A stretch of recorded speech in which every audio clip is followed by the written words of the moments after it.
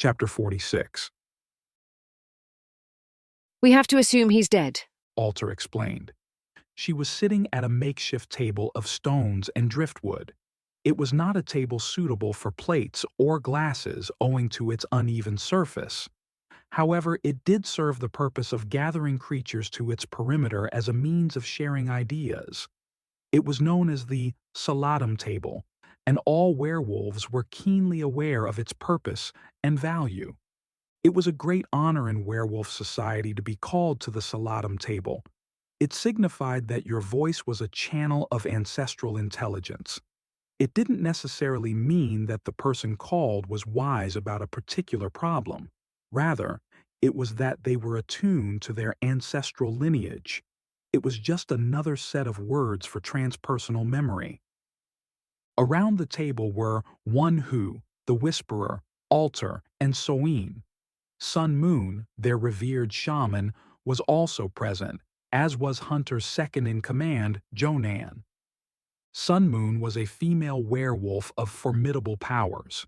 She was known to come from a lineage that was connected to a distant star group, known by werewolves to be the home of their creators and, therefore, their ancestral home as well. It was for this reason that Sun Moon was considered the highest voice at the Salatum table, even higher than One Who. She was a comparably delicate-looking werewolf with vines literally growing over her body. She was known among her tribe by many names, but chief among them was Ghost Soul. She could make herself invisible, one with nature, in such a way that she would open her eyes, and they would be the only movement and color that gave her away. Her eyes sparkled with blues and greens against a bright, white ocean of milk. If he is dead, as you say, even though you did not see him die, then why do I still feel him? Sun Moon whispered, her voice distant but with a powerful presence just the same. I could be wrong. Sun Moon tilted her head as if someone was whispering something in her ear. Perhaps they hold him as a prisoner, she said, holding her right hand up, her index finger extended to the sky. It was a late afternoon. The warm sun felt good, but all assembled around the Salatum table were uneasy. They had lost their chief warrior, widely considered the most able of their species, to survive and protect them. Hunter's lineage went far back into a warrior-class society that was all-powerful on their home planets. If one went far enough back into his lineage, they would see werewolves of considerable size and power. They would be called giants. The other uneasiness was the loss of obsidian to the Sea Dragon Queen. The queen was considered enemy number one of the werewolves. She was their worst nightmare, a delusional being of immense power. This is the demon that werewolves avoided or killed. These were the only options, the latter being preferable. However, in this case, it seemed like the former might be the only option, that is, until she had an air dragon by her side. The queen had a king, and they knew that there would be no way to avoid him. This predicament was made far worse by the fact that they had encouraged Obsidian to befriend the queen, but then something they hadn't thought possible happened. The befriending became a siring of hybrid dragons of inestimable power. Their worst nightmare was compounded to an infinite degree. Its ripple effects were deeply feared in the fabric of werewolf space-time. Alter leaned forward, her arms uncomfortable against the tabletop. I believe they would not hold him a prisoner, and rather they would kill him. But I accept that I could be wrong. She turned and nodded to Sun Moon, whose eyes were closed. Whoever we send to kill them, they will likely end up in the same position. Who among us is best equipped to try now that Hunter has failed? One Who asked. I am. Alter announced without hesitation. Why? Because I know the island. I know both Obsidian and the Queen. I speak all of the required languages. I can shapeshift into a sea dragon and avoid notice. I understand the entire system of events that led us to this point. And perhaps most importantly, I am willing to try, but I have one request. And what is that? That Oriel accompanied me. Why? Alter smiled with a simple shrug. She is a phoenix. She will not die. She can fly and knows the island as well as I do. How would you use her? If I got close to them, and they were not aware of our presence, Oriel could assess their position and status, which could be crucial to the success of our mission. If they detected her and even managed to kill her, she would simply resurrect. The dragons would grow tired of this ceaseless rebirth and ultimately lose interest. They would imprison her, Sun Moon said forcefully. and she would only be reborn into a prison. She cannot be used this way. Then I make a new request. Yes. One who asked. I ask that Sun Moon accompany me. No. Came the instant response from one who. Too great a risk. But I am not. Alter said, putting her arms out, palms up. I'm not even a werewolf, and I'm going on your behalf. I don't even have a lineage, at least not one that I'm aware of, and certainly it is not of werewolf blood. All I'm asking is that one of you accompanies me. Jonan is already your second in command, and you cannot lose him. 1. Who is your leader? The Whisperer cannot physically perform this task. Sun Moon is the most logical choice.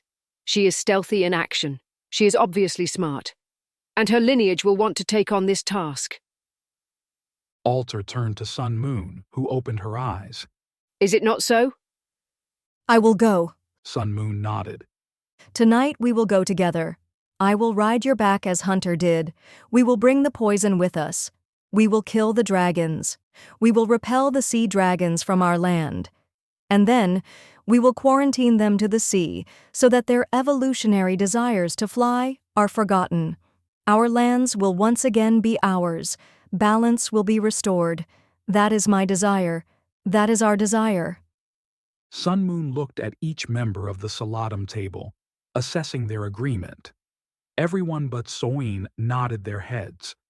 Sun Moon brought her considerable gaze to Soin. What troubles you, Soen? We continue to wonder if we should wait. Soin replied quietly. We should allow Obsidian to conduct his influence. If his influence is considerable, he will kill her for us. That was our original agreement.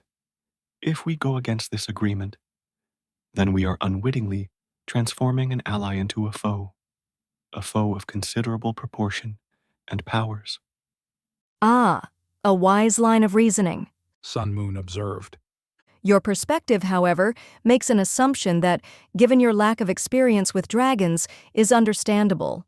You see, your assumption is that Obsidian, who has sired a brood of hybrid dragons, would be willing to kill their mother.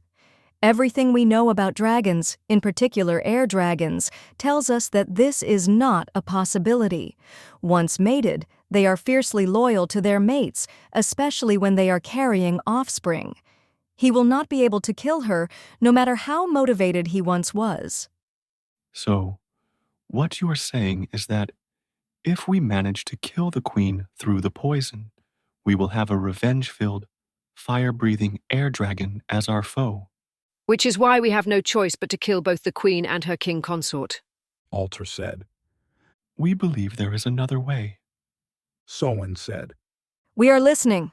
Both Alter and Sun Moon spoke in perfect synchronization, as if they had practiced for many hours. We believe the current plan is too vulnerable to failure on many points.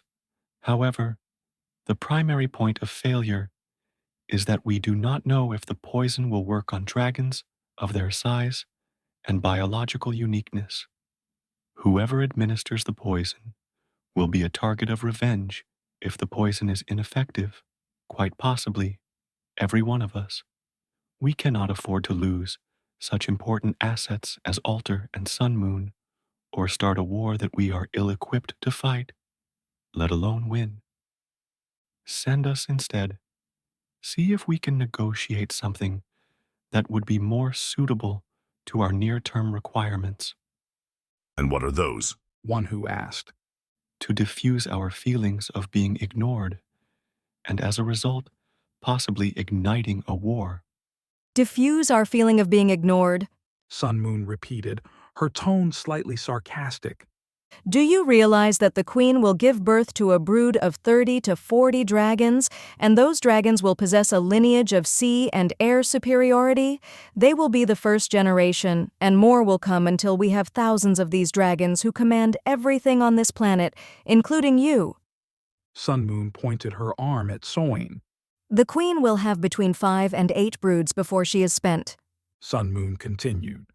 Thus, the queen and king can produce 250 dragons, and from those dragons, thousands more will be born.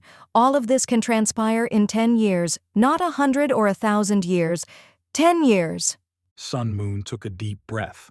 Everyone at the table was transfixed by her impassioned plea. Even Soin was fascinated by the disclosure. Sun Moon took another deep breath. We cannot negotiate. We need to kill these dragons now, or what I just described is our future, our children's future, and every generation thereafter until we, as a species, are exterminated. Besides, every time we negotiate, we alert them to our concerns and weaknesses. We have no leverage. There is one path and only one path. We will kill the queen and king. Tonight. With that said, Sun Moon stood up and motioned to Alter to come with her. The two walked side by side down to the beach. The sea was a bit tumultuous, indicating a storm might be on its way. I wanted to speak with you about our strategy, Sun Moon said. I have a small talent that could be useful. I wanted to see if you agree. They continued walking to the shore. Alter stopped a few meters away from the water, glancing at Sun Moon. What kind of a small talent? As soon as she asked the question, Sun Moon blurred to a degree where she was almost invisible and then suddenly appeared behind Alter some 10 meters away. That kind. Sun Moon said. How did you do that? Alter exclaimed. How do you transform your body into a sea dragon? Alter put her hand to her chin. You do something with time, don't you? I can slow down time for myself and no other, and when I do that, every second in my reality is the equivalent of about 10 seconds in your reality, so I can move quickly and almost invisibly. Do they know? Alter asked, pointing over her shoulder in the direction of the Salatum table. They have heard rumors, Sun Moon replied. but to them it is more like magic. Given the gravity of the situation we now find ourselves in, I want to use every talent we have at our disposal. If we do, we have a chance. I also know how to use a blowgun, and the poison could be delivered through such a weapon. I was thinking that if I got close enough, I could shoot the poison at their faces, where they have no protective scales. How long does it take you to reload the blowgun? If I shoot for the queen first, she will not be able to see me and stop time. It would take me 1 or 2 seconds of my time to reload, reposition myself, and shoot the king.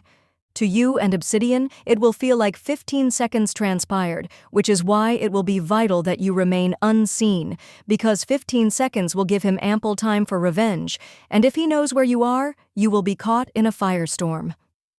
Wanhu and the Whisperer walked out to the beach on the edge of the forest, watching their hope of a future, working out the details of their plan to kill 2 of the fiercest foes ever to occupy their land.